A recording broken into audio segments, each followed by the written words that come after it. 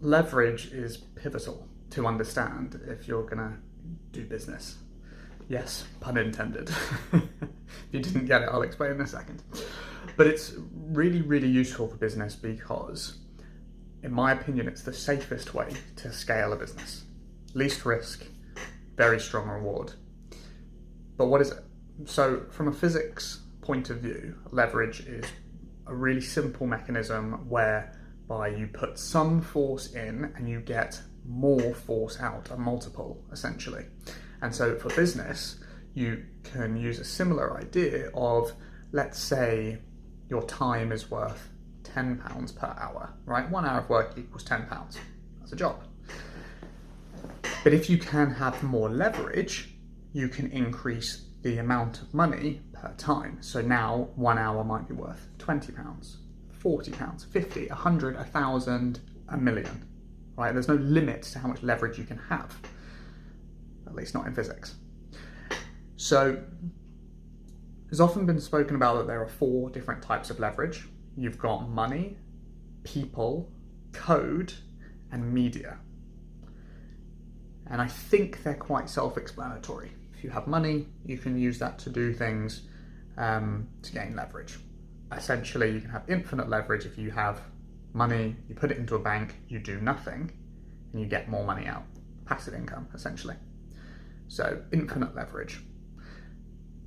Not that useful though, unless you've got lots of it, in which case you're probably not watching this.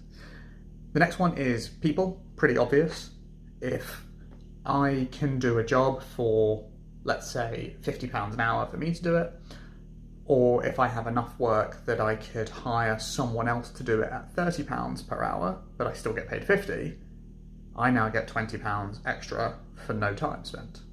Ta-da!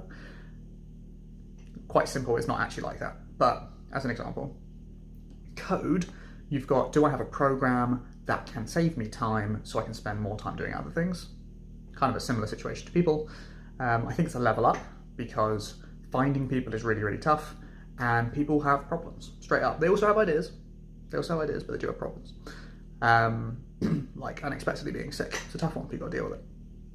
And the last one, media, relatively new in terms of business and content, is you can make something once and millions of people can see it, like a webinar compared to a one-to-one sales call, for example. You can sell one to many, many times over without you having to do it.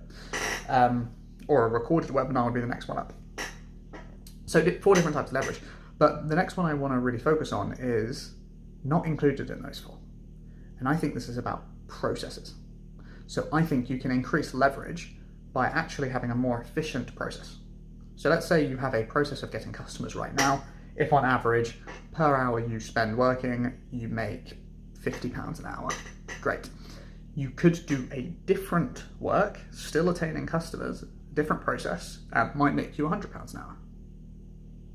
There you go. So that's another type of leverage. I guess it's skill. So now we understand what leverage is and why it's useful in business. Why is it the simplest way to scale? I think this is the case because you can have an idea. You can start off with a business with just you, a service, or you make products. And as you go, you trade out the easiest things to replace, which you can replace at the cheapest cost for the time, and then you can spend more time on the things which are higher revenue generating.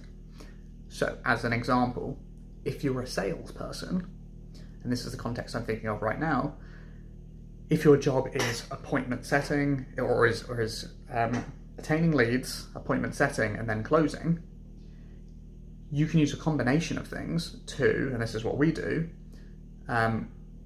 code/media/money by running paid ads. That gets us leads. Now we don't have to spend time doing leads. Great.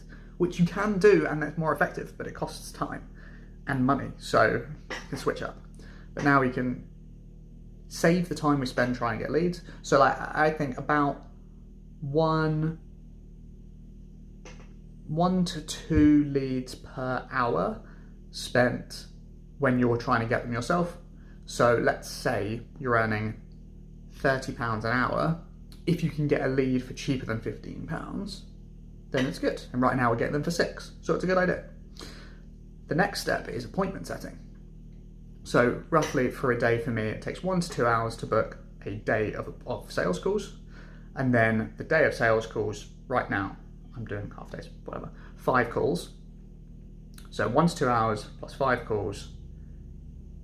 And that generally does 2 to 3 sales.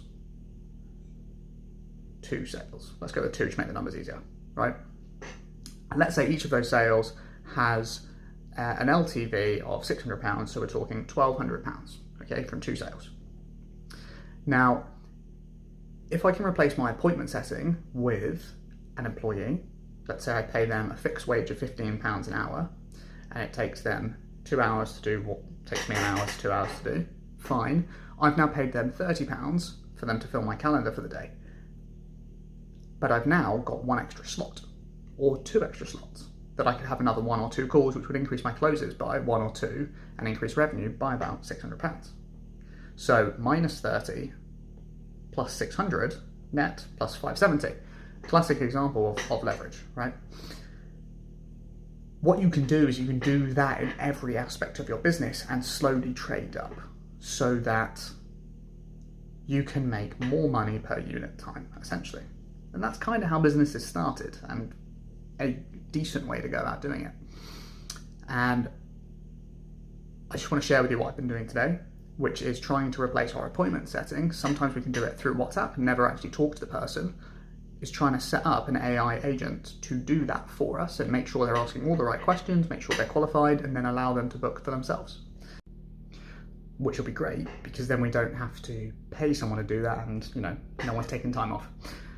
The other thing we could do that we are currently testing out is doing something called a decoy offer, which I've spoken about in the last few videos, about getting someone to pay, then booking themselves into a call, and then avoiding the whole appointment setting section of the sales process entirely. So it's a slightly different system, but arguably would increase leverage too, because we have more qualified people, and it does remove the appointment setting situation as well. There you go. Lots of thoughts from the day. Just now we've gone through what leverage is, why it's useful for building a business, and a case study of exactly what we're trying to do right now to increase leverage and increase output without having to linearly scale with just more people. There you go. Thoughts for the day. Have a great one.